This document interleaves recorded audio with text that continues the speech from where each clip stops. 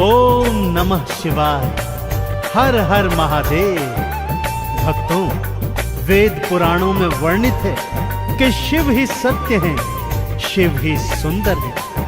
भगवान शिव का न कोई आदि है और न कोई अंत। आपने वेद पुराणों के माध्यम से भगवान शिव की अनेकानेक गाथाएं सुनी होंगी भक्तों, परंतु आज मैं उन्हीं जटाधारी, गंगाधारी और औघड़नाथ शिव भोले की ऐसी कुछ गाथाएं आपको सुनाने जा रहा हूं, जिससे आप सबका यह विश्वास और भी दृढ़ हो जाएगा कि मात्र एक लोटा गंगा जल अर्पण करने से प्रसन्न हो जाने वाले सदाशिव जैसा दानवीर और कोई नहीं है। तो एक बार फिर मेरे साथ बोलिए, बोलिए शंकर भगवान की।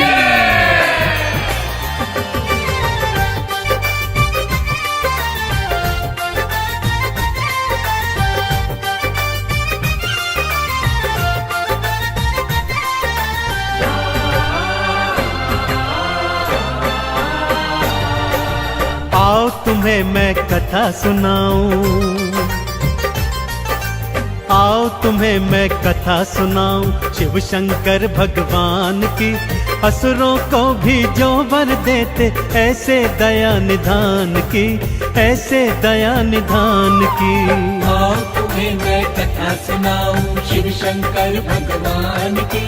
असुरों को भी जो वर देते ऐसे दया निधान की, ऐसे दया निधान की। आओ तुम्हें मैं कथा सुनाऊं।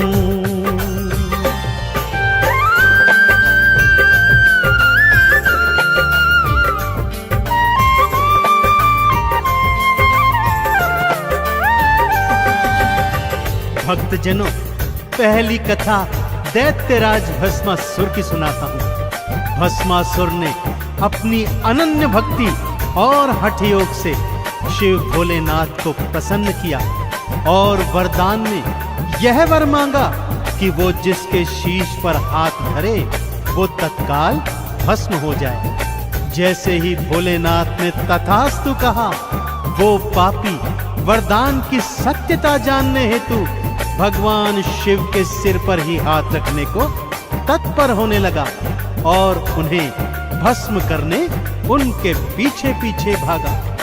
तीनों लोकों के आराध्य भगवान भोलेनाथ आज स्वयं अपने प्राणों की रक्षा हेतु आगे आगे भाग रहे हैं और पीछे पीछे दैत्य भाग रहा है। आगे क्या हुआ, आइए सुनते हैं।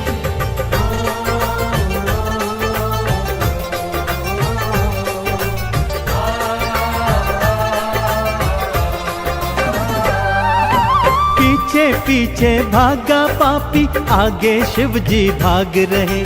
सृष्टि के हरता देखो अब स्वयं मृत्यु से कांप रहे। भागते भागते विष्णु लोक में शिव शंकर देखो आए। हे विष्णु प्राणों को बचाओ, शिव शंकर ये बतलाए। कैसे विष्णु जी ने की थी, हाँ कैसे विष्णु जी ने की थी रक्षा शिव के प्राण की। असुरों को भी जो वर देते ऐसे करुणा निधान की, ऐसे दया निधान की। आओ तुम्हें मैं कथा सुनाऊं शिव शंकर भगवान की। असुरों को भी जो वर देते ऐसे दया निधान की, ऐसे दया निधान की। आओ तुम्हें मैं कथा सुनाऊं।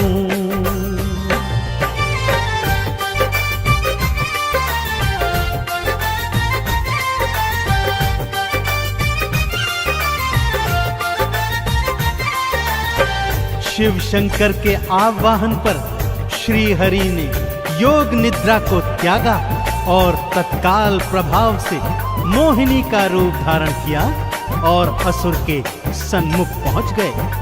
काम आंध होकर ज्यों ही असुर मोहिनी की ओर लपका तो मोहिनी बने विष्णु जी ने कहा कि पहले तुम्हें मेरे साथ साथ नृत्य करना होगा।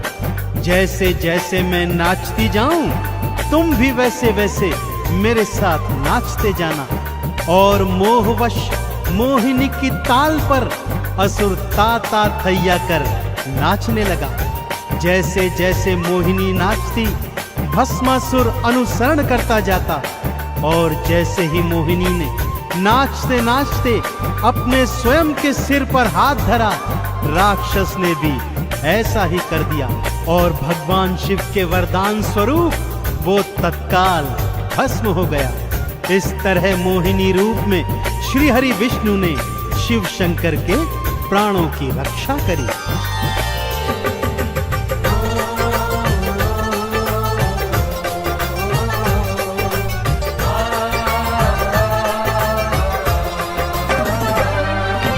जैसे जैसे मोहिनी नाचे, असुर भी नाचता जाता था।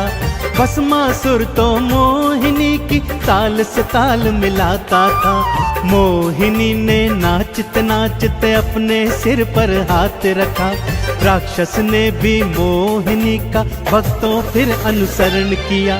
भस्म हो गया राक्षस पल में। हाँ, भस्म हो गया राक्षस पल में। बलि चढ़ाई प्राण की, असुरों को भी जो वर देते, ऐसे दया निधान की, ऐसे दया निधान की। आओ तुम्हें मैं कथा सुनाऊं शिव शंकर भगवान की। असुरों को भी जो वर देते, ऐसे दया निधान की, ऐसे दया निधान की। आओ तुम्हें मैं कथा सुनाऊं।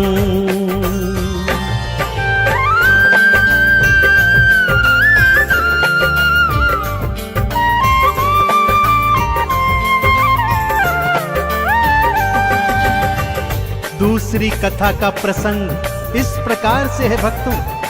एक बार मां पार्वती भोलेनाथ से शिकायत करते हुए कहती हैं कि लक्ष्मी और ब्रह्माणी तो स्वर्ण के बने महलों में रहती हैं और मैं इस कैलाश पर्वत पर, मुझे भी एक अच्छा सा सोने का बना हुआ महल चाहिए। भोलेनाथ ने बहुत समझाया, परंतु मां गौरा नहीं मानी भक्तों।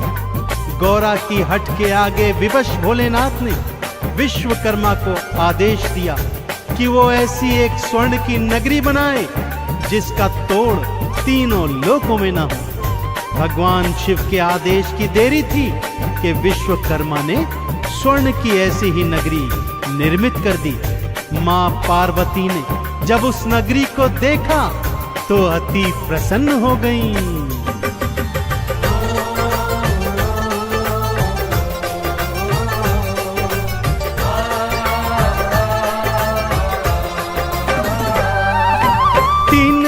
में सबसे सुंदर ऐसी नगरी बनवाई। नगरी देखी गौरा ने तो मन ही मन वो हर्षाई। गृह प्रवेश की खातिर कोई पंडित भोले बुलवाओ। यज्ञ हवन और पूजा अर्चन हे शिव शंकर करवाओ। सबने अनुशंसा की भक्तों, हाँ सबने अनुशंसा की भक्तों। फिर रावण के नाम की, असुरों को भी जो वर देते, ऐसे दया निधान की, ऐसे दया निधान की। आओ तुम्हें मैं कथा सुनाऊं शिव शंकर भगवान की।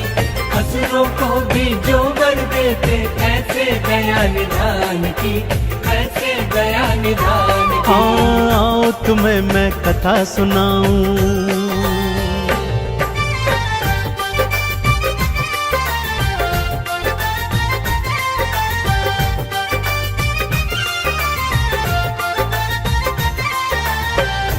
सभी ऋषि मुनियों और देवी देवताओं ने शिव शंकर को यही बताया कि भगवान रावण जैसा प्रकांड पंडित तीनों लोकों में नहीं है, अतः उसी को गृह प्रवेश के पूजन पर आमंत्रित करना चाहिए। ऐसा ही हुआ भक्तों।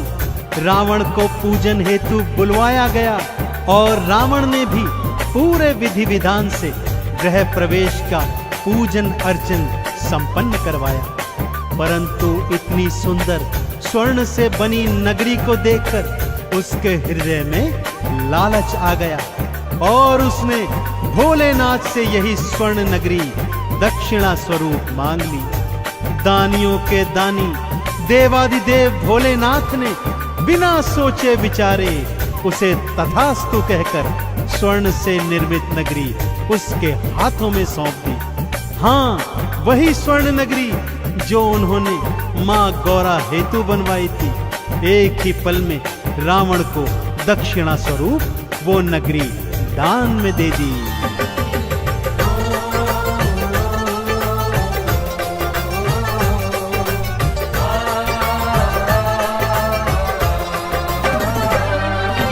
एक पल को ना देर लगाई, दान में लंका दे डाली।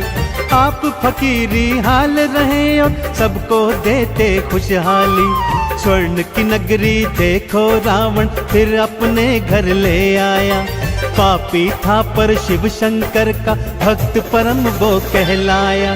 वेद पुराण भी कहते गाथा, हाँ वेद पुराण भी कहते गाथा शिव शंकर के दान की। असुरों को भी जो वर देते ऐसे दया निधान की, ऐसे दया निधान की। आओ तुम्हें मैं कथा सुनाऊं शिव शंकर भगवान की। असुरों को भी जो वर देते ऐसे दया निधान की, ऐसे दया निधान की। आओ तुम्हें मैं कथा सुनाऊं।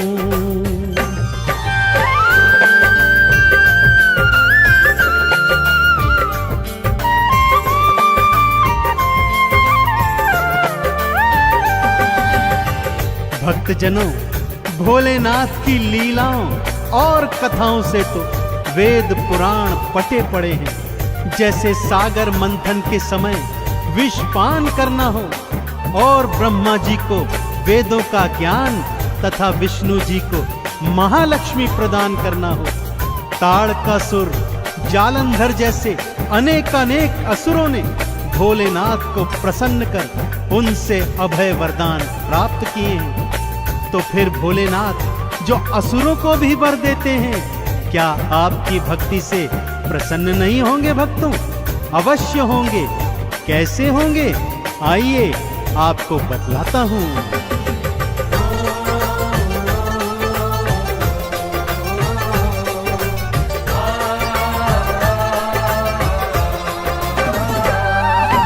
एक लोटा गंगा जल संग में दूध दही घी ले आना।